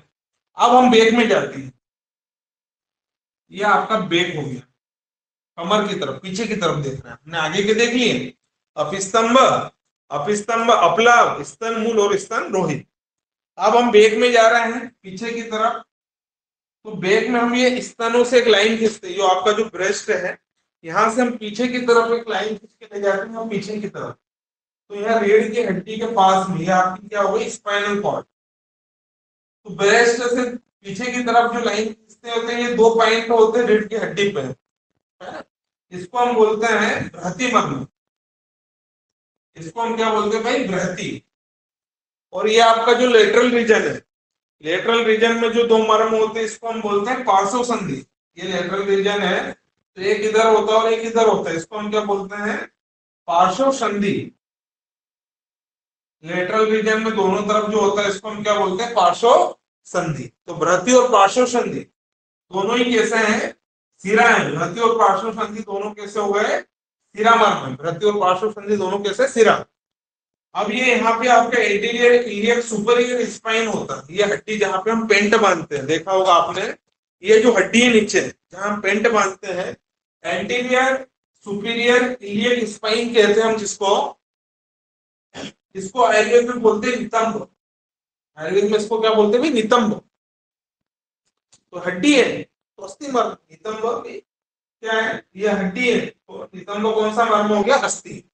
और ये जो गुदा वाला एरिया जो ग्लूटियल रीजन है आपका, जिसपे हम बैठते हैं, है ना, बैठते हैं हम जिसपे कुर्सी पे बैठो कहीं पे बैठो जिसपे हम बैठते हैं, तो ये जो 2 मर्म होते हैं इसको हम बोलते हैं कटिक तरुण, कटिक तरुण, कटिक तरुण भाई अस्थि है। अगर ये हम अस्थि नहीं होती यहाँ पे, अगर ये मांस ही होता अस्थि नहीं होती तो हम बैठते तो इसे हिलते हैं, कभी इधर गिर जाते कभी उधर गिर जाते, लेकिन अस्थि होने से बैलेंस बन जाता। तो नितंब और कटिक तरुण कैसे हो गए दोनों अस्थि, बृहति और पार्श्व संधि दोनों कैसे हो गए सिरा। ठीक है, तो ये बैक क्या हो गया, बैक में भी कितने हो गए 8, चेस्ट में 8 है, बैक में भी 8 है। कौन कौन से भाई बैक में, बृहति 2, पार्श्व संधि 2, नितंब 2, कटिक तरुण भी 2, नितंब 2 कटिक तरुण भी कितने हैं 2। बृहति पार्श्व संधि दोनों कैसे हो गए भाई सिरा, नितंब और कटिक तरुण अभी देखा हमने दोनों हड्डी है, तो दोनों कैसे हो गए अस्थि, नितंब और कटिक तरुण कैसे हो गए, तो 8 और 8 2 16 और 5 21, 21 हो गए। अब हमारे पास बचे ओनली कितने 21 और 12, 12 बचे, 12 33 हो जाएंगे। अब ये जो 12 मर्म है ये है आपकी शाखाओं में, हमने हेड पे देखे, चेस्ट पे देखे, बैक पे देखे। अब जो बचे हुए 12 मर्म कहाँ पे हैं आपके शाखाओं में, बचे हुए 12 मर्म कहाँ पे हैं शाखाओं में, शाखाओं में कितने हैं 12। तो 12 कहाँ कहाँ पे मैं आपको बताता हूँ। सबसे पहले तो ये आपका जो मर्म होता है इसको हम बोलते हैं क्षिप्र मर्म। देखिए ये उंगली और अंगूठे के बीच की जो लाइन है इसको आप खींचिए, कितना भी खींचोगे अपने स्थान पे चली जाएगी, खींचो इसको वापस वहीं जाएगी, स्प्रिंग को खींचते वापस वहीं चले जाता। क्षिप्र कौन सा मर्म हो गया ये स्नायु, खींचे अपनी जगह पे चला जाए। ये अंगूठे और उंगली के बीच में जो होता है इसको हम क्या बोलते हैं क्षिप्र मर्म। ये 2 हाथ में होते हैं और 2 पैर में होते हैं, टोटल कितने हैं 4। कौन सा मर्म है स्नायु। फिर आता है ये जो आपकी मध्यमा उंगली होती है, मध्यमा उंगली से एक लाइन खींचते तो जो बीच में होता है एक्यूप्रेशर का पॉइंट, इसको हम बोलते हैं तल हृदय। मध्यमा उंगली से एक लाइन खींचते हैं तो मध्य देखो, दबा के देखो, दब रहा अंदर, है ना। जो दबता है, सॉफ्ट होता है, उसको हम क्या कहते हैं? मांस कहते हैं। तो दब रहा है, सॉफ्ट है, इसलिए मांस। तल हृदय भी दो हाथ में होते हैं और दो पैर में होते हैं, चार हृदय होते हैं हमारे, दो हाथ में और दो पैर में। मतलब हमको हार्ट के लिए इस पॉइंट को भी हमेशा दबाते रहना चाहिए। तल हृदय मर्म कितने हैं? चार। और सॉफ्ट होते हैं, इसलिए सॉफ्ट क्या है आपका? मांस है। तो तल हृदय मर्म कौन सा हो गया? मांस मर्म। अब बचे चार इंद्रवस्ती। ये जो आपका मांसल एरिया है, दो हाथ में और दो पैर में, ये आपका जो कॉप मसल्स वाला है, देखिए बिल्कुल मांसल एरिया होता है, मांस है तो मांस मर्म। तो इसको हम बोलते हैं इंद्रवस्ती। इंद्रवस्ती कितने होते हैं? चार होते हैं, दो हाथ में और दो पैर में। और ये भी कैसे है? देखो भाई, पूरा मांस का बना हुआ है, तो इंद्रवस्ती भी कौन सा मर्म हो गया? ये टोटल हो गए आपके 33 कालांतर प्राण, जिसके हमने दोनों प्रकार याद किए। सबसे पहले रिवीजन करो, हेड में क्या था? सीमंत। सीमंत कौन सा मर्म था? संधि मर्म। भाई सीमंत के जहां दो अस्थियां आपस में जुड़ती है उसको सीमंत कहते हैं। सीमंत कौन सा हो गया? संधि मर्म। संख्या में कितने होते? 5। फिर हम चेस्ट पे आए, ये आपका अपिस्तंभ, हाथ रखते जाना। सीमंत कहाँ था? सिर में था। अपिस्तंभ, अपलाभ, स्तन मूल और स्तन रोहित। रोहित जो देखा हमने, मांस का बना हुआ, उभार किसका बना है? मांस का। तो स्तन रोहित मांस मर्म है, बाकी सभी सिरा है। ये हमारा चेस्ट के हो गया। पीछे हम गए थे, दो आपके बृहति, दो बृहति, दोनों सिरा, दो पार्श्व संधि, ये भी सिरा। फिर ये नीचे वाला नितंब, जिसको हम एंटीरियर सुपीरियर इलियक स्पाइन कहते हैं, जहां हम पेंट बांधते हैं। तो नितंब कौन सा मर्म हो गया आपका? नितंब कौन सा हो गया? अस्थि। और जिसपे हम बैठते हैं कटिक तरुण, ये भी भाई अस्थि है, नहीं तो हम इधर उधर लड़क जाते हैं। तो नितंब और कटिक तरुण दोनों अस्थि, बृहति और पार्श्व संधि दोनों सिरा। तो आगे पीछे को हो गए। क्षिप्र स्नायु मर्म, तल हृदय मांस मर्म और इंद्रवस्ती भी मांस मर्म। तो ये टोटल 33 आपके क्या होते हैं? कालांतर प्राण। सद्य प्राण देखें, उसके बाद कालांतर, इसको टिक कर लो।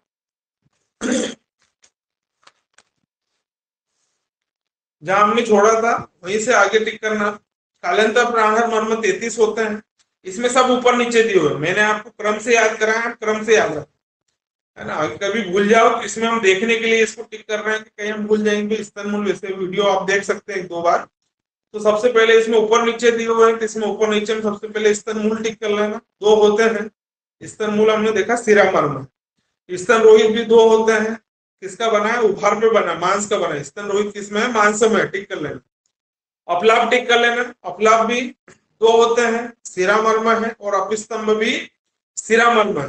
अपिस्तंभ भी कौन सा है? सिरा। अपलाप भी कौन सा है? सिरा। स्तन मूल भी कौन सा है? सिरा। और स्तन रोहित पूछे तो मांस मर्म। अपिस्तंभ वाग्भट के अनुसार पूछे तो वाग्भट के अनुसार अपिस्तंभ कैसा है?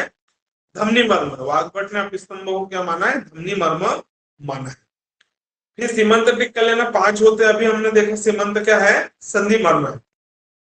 फिर तल हृदय टिक कर लेना। तल हृदय अभी देखा बिल्कुल सॉफ्ट होता है, क्या है? सॉफ्ट है, मांस है। तल हृदय मांस मर्म है। क्षिप्र भी हमने देखा, ये आपका 4 होते हैं, स्नायु मर्म है। इंद्रवस्ती भी 4 होते हैं। इंद्रवस्ती क्या है आपका? मांस मर्म है। कटिक तरुण 2 होते हैं, अस्थि मर्म है। पार्श्व संधि 2 होते हैं, सिरा मर्म है। भ्रति भी 2 होते हैं, सिरा मर्म। और नितंब भी 2 होते हैं। नितंब भी कौन सा मर्म है आपका? अस्थि मर्म। ठीक, ये हमने इसमें टिक किया, लेकिन आपको खुद पे याद रखना है। तो खुद पे कैसे याद रखना है भाई, एक बार और रिवीजन करा देता हूँ। सीमंत सिर में होते हैं, संधि मर्म। अपिस्तंभ, अपलाभ, स्तन मूल और स्तन रोहित। स्तन रोहित मांस का बना है, इसलिए मांस मर्म, बाकी सभी सिरा मर्म। दो भ्रति, दो पार्श्व संधि, सिरा। नितंब कटिक तरुण दोनों कैसे हैं? अस्थि।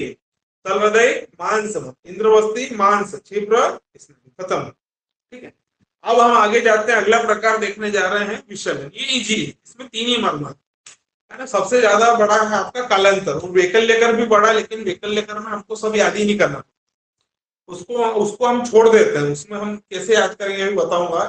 चार प्रकार हम अच्छे से याद करते हैं, पांचवा बचा हुआ क्या कहलाएगा? वैकल्य कर। अगर हमको चार अच्छे से याद है तो बचा हुआ भाई क्या कहलाएगा? वैकल्य कर। तो उसको कैसे याद करना वो भी देखेंगे। पहले विसर्जन कितने होते हैं? तीन होते हैं। विसर्जन मर्म कितने हैं? तीन।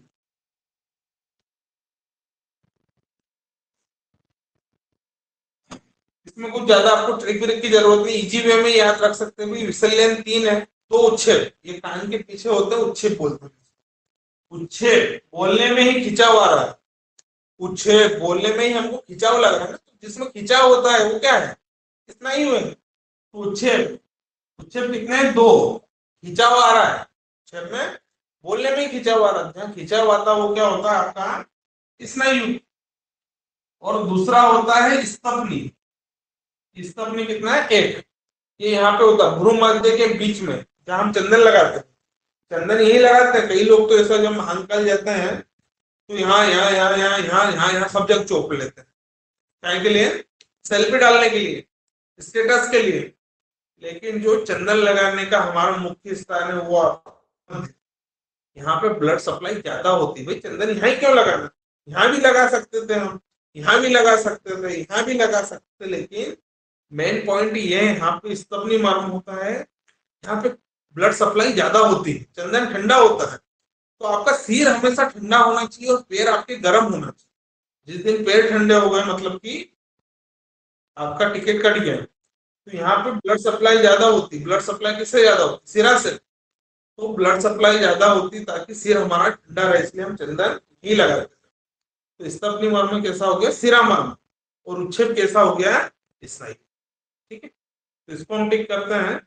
फिर इसके बाद में हम रुजाकर को टिक करेंगे और लास्ट में फिर वैकल्य कर कैसे याद करना वो मैं बताऊं। तो आप इसमें टिक करना, नेक्स्ट पेज पर टिक करना। उच्छेद दो होते हैं। उच्छेद अभी हमने देखा जिसमें खिंचाव आता है, बोलने में ही खिंचाव आ रहा है। उच्छेद कौन सा मर्म है आपका? स्नायु मर्म। स्तपनी चंदन वाला, ब्लड सप्लाई ज्यादा होती है, सिरा मर्म। स्तपनी क्या है? सिरा मर्म। और इसका स्थान टिक कर लेना दोनों भ्रू के मध्य में, दोनों भ्रू के मध्य। अब वैकल्य कर आगे, वैकल्य कर अभी छोड़ दो। वैकल्य कर के नीचे सबसे नीचे लास्ट में दिया हुआ रुजाकर, पहले रुजाकर टिक कर लो, फिर वैकल्य कर को समझो। तो विसर्जन तीन हो गए। अब आते हैं हमारे रुजाकर। रुजाकर कितने होते हैं भाई? 8 होते हैं। रुजाकर कितने हैं? दो गुल्फ, दो मणिबंध, संधियां हैं। याद क्या करना? तो दो गुल्फ, गुल्फ पूछे तो दो होते हैं। संधि एंकल ज्वाइंट है तो गुल्फ संधि मर्म। मणिबंध रिस्ट ज्वाइंट है, दो होते हैं, ये भी आपका संधि मर्म है। और एक होता है कुर्च सिर। कुर्च सिर पूछे दिए, जो रिस्ट ज्वाइंट और एंकल ज्वाइंट के आसपास जो लिगामेंट होते हैं उनको क्या नाम दिया? कुर्च सिर दिया। तो कुर्च सिर भी क्या है? ये संख्या में 4 होते हैं। ये कैसे मर्म है? स्नायु मर्म। कुर्च सिर कैसा है? स्नायु।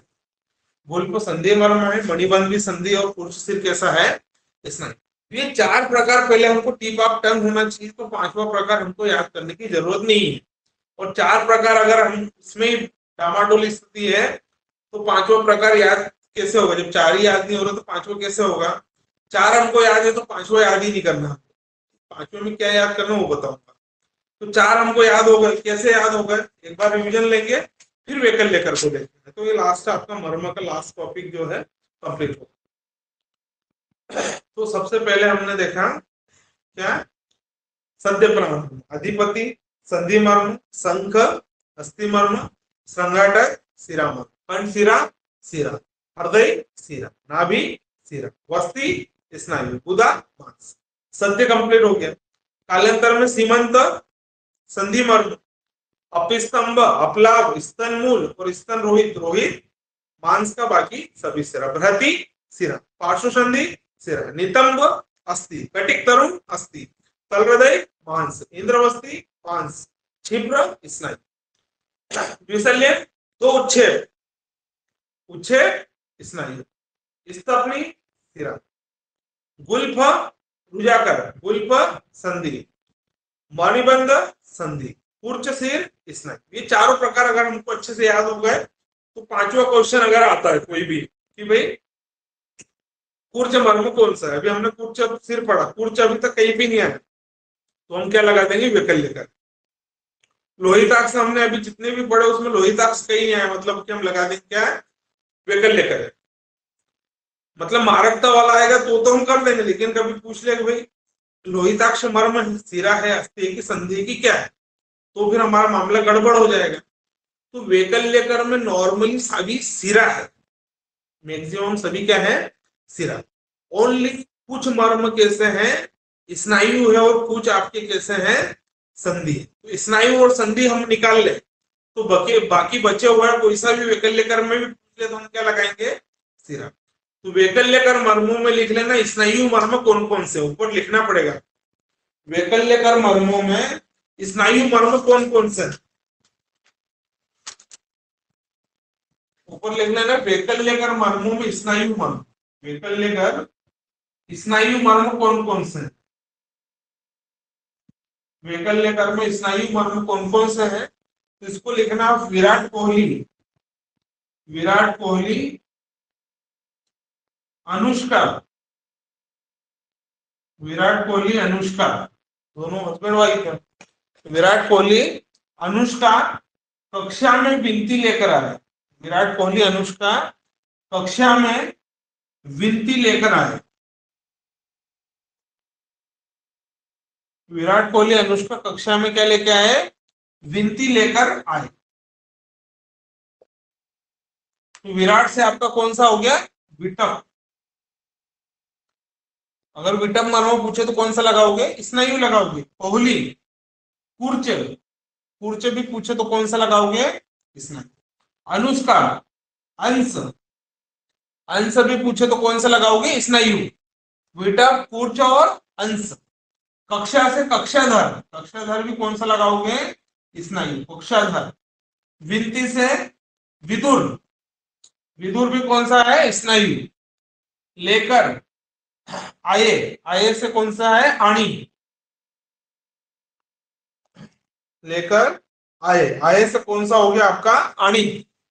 ये सारे कौन से हो गए भाई, स्नायु हमने अलग निकाल ली। वैकल्य कर में अगर आपसे पूछे एक प्रकार आएगा तो बचा हुआ तो हम वैकल्य कर लगा देंगे, लेकिन वैकल्य कर में दूसरा पूछ लिया कि विटप मर्म है तो कौन सा लगाओगे, स्नायु। कूर्च पूछ ले तो स्नायु, अनुष्का से अंश पूछ ले तो स्नायु, कक्षा से कक्षाधर पूछ ले तो स्नायु, विनती से विदुर पूछ ले तो स्नायु, और आये से आणी, आणी भी कौन सा है, स्नायु। विराट कोहली अनुष्का कक्षा में विनती लेकर आए, तो विराट से विटप, कोहली से कूर्च, अनुष्का से अंश, कक्षा से कक्षाधर, विनती से विदुर और आये से आणी। ये आपसे पूछे कौन से मर्म है, तो ये सारी मर्म कौन से, स्नायु। विराट कोहली अनुष्का कक्षा में विनती लेकर आए। वैकल्य कर में इन मर्मों के बारे में आपसे पूछे कि सिरा है, स्नायु है, अस्थि है कि संधि है, तो ये सारे कैसे हैं, स्नायु। विराट कोहली अनुष्का कक्षा में विनती लेकर आए, ये तो हमने निकाल लिया कौन से, स्नायु। अब संधि भी हमने इसमें से अलग निकाली। वैकल्य कर मर्मों में संधि कौन कौन सा है, संधि मर्म कौन कौन से है, वैकल्य कर मर्मों में संधि मर्म कौन कौन से है, तो काका जानू, काका जानू, काका जानू। तो कैसे कर्कटिका, कर्कटिका पूछे तो कौन सा है, संधि मर्म, कर्कटिका। ऐसे आवर्त, कर्कटिका आवर्त, कैसे कुकुंदर, कर्कटिका आवर्त कुकुंदर। और जानू, कर्कटिका आवर्त कुकुंदर क्रपुर, और जानू, क्रपुर और जानू, ये सभी संधि मर्म हो गए। काका जानू कैसे कर्कटिका, ऐसे आवर्त, कैसे कुकुंदर और क्रपुर, और जैसे जानू, कर्कटिका आवर्त कुकुंदर क्रपुर और जानू, ये सारे मर्म पूछे तो ये सारे कैसे हैं, वैकल्य कर में ये कैसे है, संधि मर्म। और बचे हुए दो में आपसे पूछे अंश, तो हमने देखा था अंश आपसे पूछे तो कौन सा, स्नायु। लेकिन अंश फलक पूछे, अंश फलक आपसे पूछे तो अंश फलक कैसा है, अस्थि है। अंश फलक पूछे तो अस्थि लगना, और अंश पूछे तो अंश कैसा है आपका, स्नायु है। अंश फलक अस्थि और अंश कैसा है, स्नायु। बाकी बचे, बाकी कोई सा भी आए, बाकी बचे कैसे हैं, सिरा। विराट कोहली अनुष्का कक्षा में विनती लेकर आए स्नायु। काका जानू कैसे संधि। अंश फलक अस्थि, अंश स्नायु, बाकी सभी कैसे हैं सिरा। बाकी कोई सा भी नाम आए तो क्या लगाना है, सिरा लगाना। समझ में आया। विराट कोहली अनुष्का कक्षा में विनती लेकर आए, पूछे तो स्नायु। काका जानू सुंदर, कर्कटिका, आवर्त, कर्पूर, कर्पूर और आपका जानू, ये संधि मर्म। अंश फलक अस्थि, अंश स्नायु, बाकी सभी सिरा। अब इसको टिक कर लो।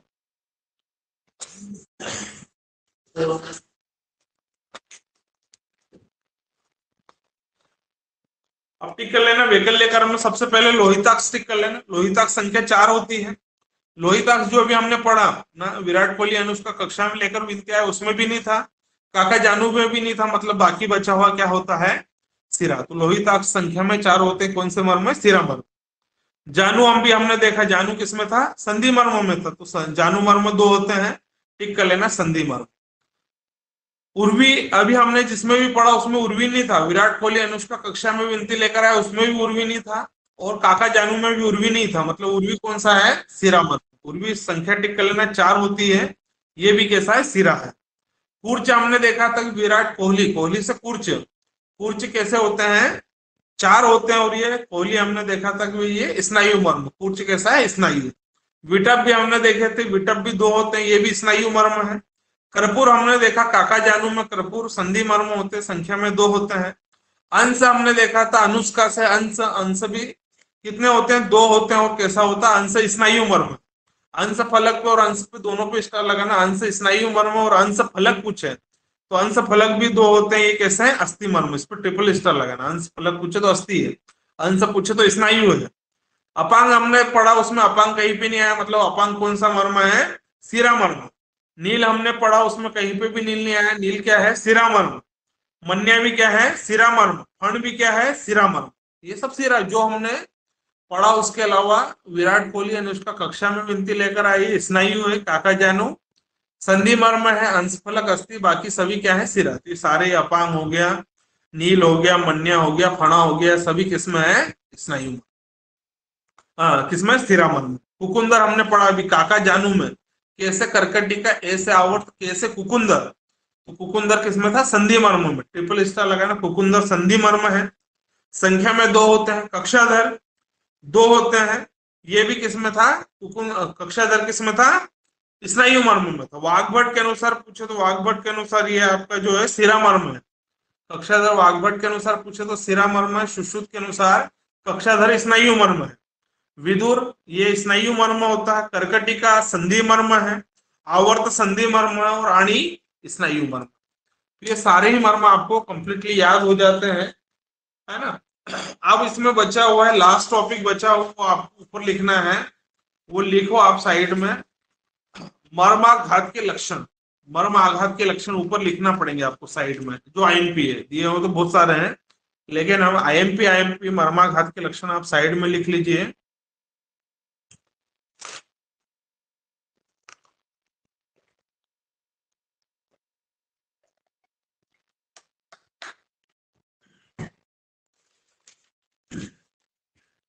सबसे पहले ऊपर लिखना नंबर 1 डाल के मर्माघात के लक्षण, उसमें नंबर 1 पे लिखना सीमंत। सीमंत मर्म पे अगर आघात होता है तो उसके सामने लिखना उन्माद। सीमंत मर्म पे आघात होता है तो उसके कारण क्या व्याधि उत्पन्न होती है, उन्माद व्याधि या उन्माद लक्षण उत्पन्न होता है। सीमंत मर्म के सामने लिखना उन्माद।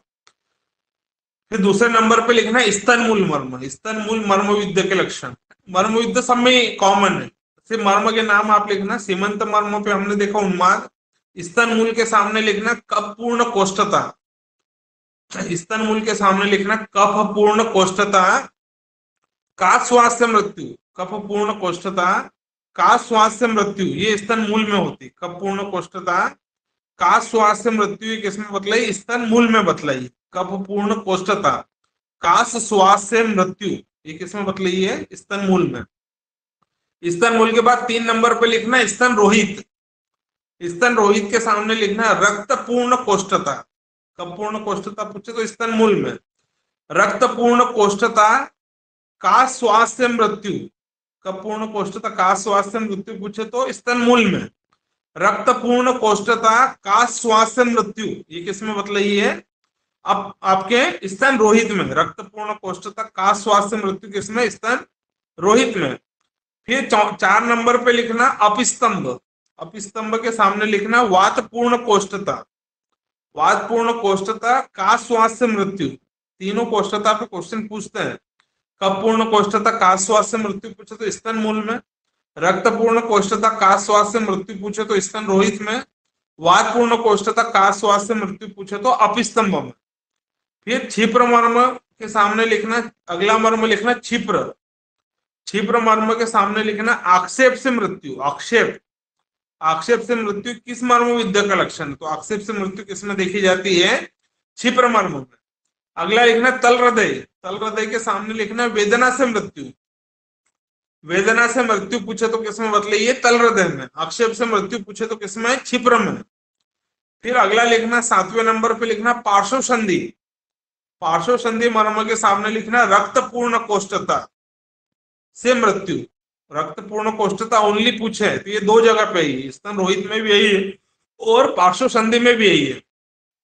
रक्तपूर्ण कोष्ठता से मृत्यु पूछे तो पार्श्व संधि में भी और अपस्तंभ में भी, किसमें है? आपके स्तन रोहित में भी है। तो पार्श्व संधि के सामने लिखना रक्तपूर्ण कोष्ठता से मृत्यु। फिर अगला लिखना 8 नंबर पे नितंब। नितंब के सामने लिखना अधकाय शोष। अधकाय शोष, अधकाय शोष किसमें उत्पन्न होती है? तो अधकाय शोष किसमें है?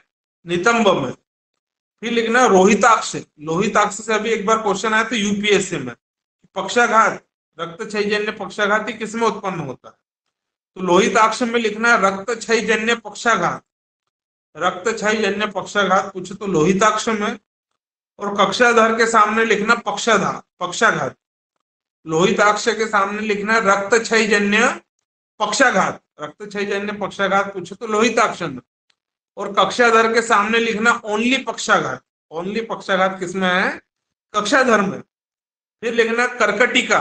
कर्कटिका पे 1-2 बार क्वेश्चन आया कि चल मूर्धता। चल मूर्धता, मूर्ध म में उ की मात्रा मु, ध में रर्रा ता, चल मूर्धता। चल मूर्धता पूछे तो किसने बतलाई है? कर्कटिका में। कर्कटिका में पूछे तो चल मूर्धता। फिर विटप के सामने लिखना संडता। विटप के सामने संडता। विटप के सामने संडता। विटप के सामने संडता। विदुर के सामने लिखना बाधिर्य। विदुर के सामने लिखना बाधिर्य।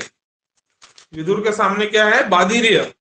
और अपांग के सामने लिखना अंधता। विदुर के सामने बाधिर्य और अपांग, अपांग के सामने लिखना अंधता। तो ये महत्वपूर्ण मर्म विद्या के लक्षण भी आपको याद होना चाहिए, जिसमें हमने देखा सीमंत में उन्माद, फिर हमने देखा स्तन मूल में कपूर्ण कोष्ठता का श्वास से मृत्यु, फिर हमने देखा आपके स्तन रोहित में रक्तपूर्ण कोष्ठता का श्वास से मृत्यु, फिर अपस्तंभ में देखा वातपूर्ण कोष्ठता का श्वास से मृत्यु। आक्षेप से मृत्यु किसमें? क्षिप्र मर्म। वेदना से मृत्यु किसमें है? तल हृदय में। फिर हमने नीचे देखा आपका वेदना से मृत्यु तल हृदय में। और उसके बाद में हमने देखा पार्श्व संधि में रक्तपूर्ण कोष्ठता से मृत्यु पार्श्व संधि में भी है। फिर हमने देखा आपका नितंब में अधकाय शोष। फिर हम लोगों ने देखा लोहिताक्ष में रक्त क्षयजन्य पक्षाघात और कक्षाधर में ओनली पक्षाघात। रक्त क्षयजन्य पक्षाघात किसमें है? लोहिताक्ष में। ओनली पक्षाघात पूछे तो किसमें है? कक्षाधर में। चल मूर्धता पूछे तो कर्कटिका में। और संडता पूछे तो विटप में। विदुर में पूछे तो बाधिर्य और अपांग में पूछे तो अंधता। ये महत्वपूर्ण मर्म विद्या के लक्षण। तो ये मर्म आपका यहाँ पे पूरा कंप्लीट हो जाता है।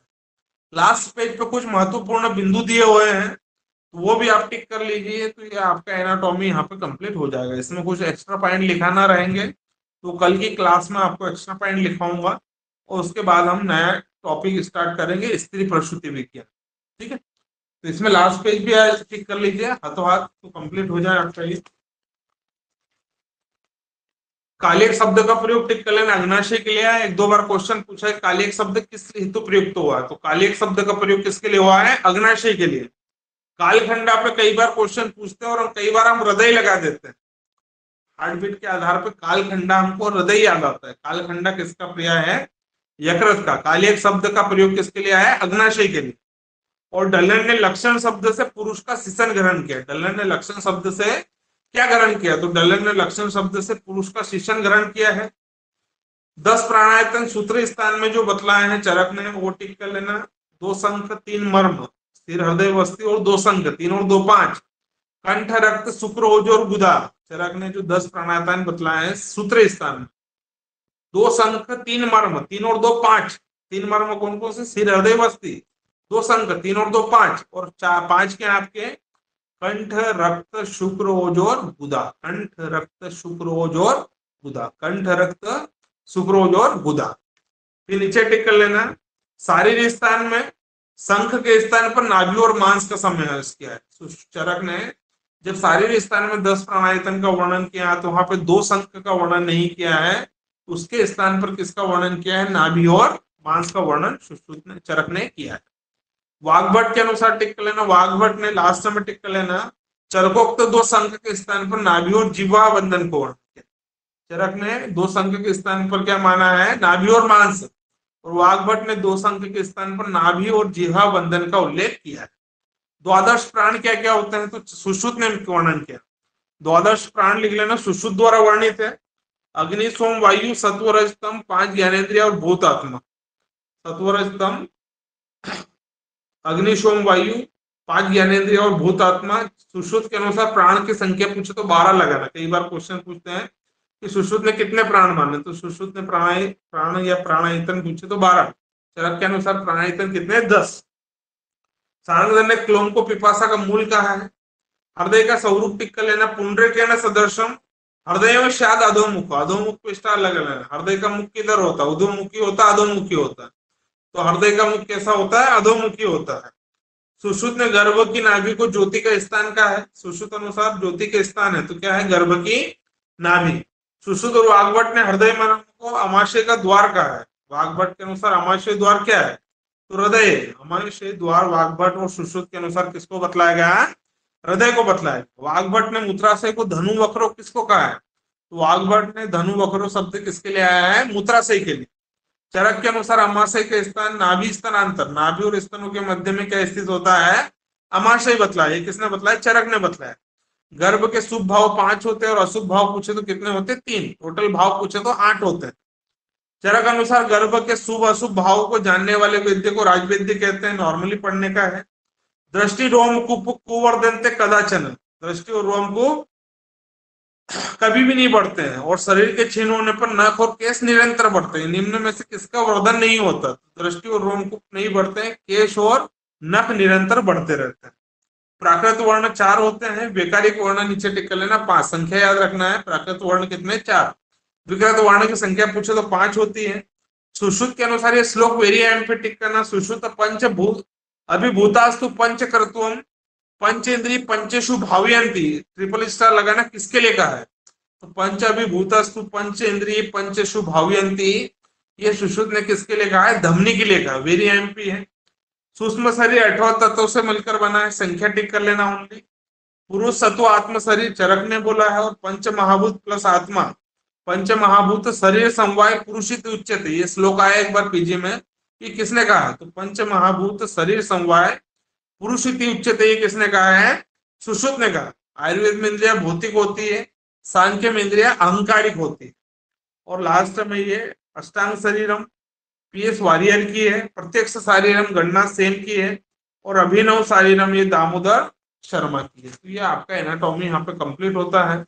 एक्स्ट्रा पॉइंट लिखेंगे और उसी के साथ अगला सब्जेक्ट हम जो स्टार्ट करेंगे उसका नाम है स्त्री प्रसूति विज्ञान। तो फर्स्ट ईयर में आपका शरीर रचना, शरीर क्रिया, पदार्थ विज्ञान तीनों कंप्लीट हो गए हैं। अब इसमें बचा हमारा इतिहास। इतिहास नॉर्मली आपके सिलेबस में नहीं है, लेकिन पेपर का जो पैटर्न है उसके अंदर टीकाओं पे क्वेश्चन पूछ लेते हैं। IUCHO में हमारे पास ज्यादा समय नहीं मिला था। मात्र एग्जाम और विज्ञापन में हमको 20 से 25 दिन का समय मिला था। वहां पे भी इतिहास आपके सिलेबस में नहीं था, लेकिन टीकाओं पे 1-2 क्वेश्चन पूछे गए। तो इतिहास भी हमको पढ़ना पड़ेगा फर्स्ट ईयर में। तो फर्स्ट ईयर में आपको इतिहास बाकी है। तो इतिहास फाइनल ईयर में हम लोगों ने शल्य पढ़ लिया है, सालक्य पढ़ लिया है, कुमार भत्ते पढ़ लिया है। शल्य, सालक्य, कुमार भत्ते 3 सब्जेक्ट हमारे वहां पे कंप्लीट हुए हैं किसमें? फाइनल ईयर में। अब हमारा फाइनल ईयर में बचा स्त्री प्रसूति और काय चिकित्सा। और सेकंड ईयर में अभी तक हमने सिर्फ अगत तंत्र देखा है, तो सेकंड ईयर में हमारे पास जो ब्रॉड टॉपिक है वो है आपका रस शास्त्र और द्रव्य गुण। ये सब्जेक्ट हमारे उसमें बचे सेकंड ईयर में, रस शास्त्र, द्रव्य गुण, भेषज कल्पना और ये सब्जेक्ट है ना। तो अभी हम अगला टॉपिक जो लेंगे स्त्री प्रसूति विज्ञान, और उसके बाद में हम लेंगे आपका स्वस्थ व्रत या फिर काय चिकित्सा भी ले सकते हैं। तो काय चिकित्सा पढ़ लेंगे तो हमारा फाइनल ईयर वाला टॉपिक जिससे सबसे ज्यादा मार्क है, शल्य शालाक्य, कौमार व्रत, स्त्री प्रसूति और काय चिकित्सा, ये लगभग 40 से 50 क्वेश्चन आपके कवर करेंगे, है ना। 5 से 7 क्वेश्चन एनाटॉमी कवर करेगा, 3 से 4 क्वेश्चन शारीरिक क्रिया, 2 से 3 क्वेश्चन आपका पदार्थ विज्ञान। सेकंड ईयर में भेषज कल्पना रस शास्त्र से लगभग 8 क्वेश्चन पूछे जाते हैं। तो ये हम लोग क्रम से देखते जा रहे हैं। तो नेक्स्ट सब्जेक्ट हम स्त्री प्रसूति और उसके बाद हम काय चिकित्सा ले सकते हैं, क्योंकि काय चिकित्सा बहुत बड़ा टॉपिक है। तो अभी हमारे पास समय है तो हम उसको इजी वे में थोड़ा थोड़ा करके भी कंप्लीट करेंगे, तो इजी वे में याद हो जाएगा। लास्ट टाइम फिर हम जब पढ़ते हैं तो वो फिर दिक्कत आती है। तो 2-3 बड़े टॉपिक हमारे बच्चे, बाकी में किसी में कोई दम वाली बात नहीं। काय चिकित्सा, द्रव्य गुण और रस शास्त्र, ये 3 ब्रॉड सब्जेक्ट हमारा पढ़ना है। तो ये आप लोग इसको कंप्लीट करें। इसका टेस्ट आप लोगों का जो है शरीर रचना का टेस्ट संडे के दिन रहेगा, ठीक है।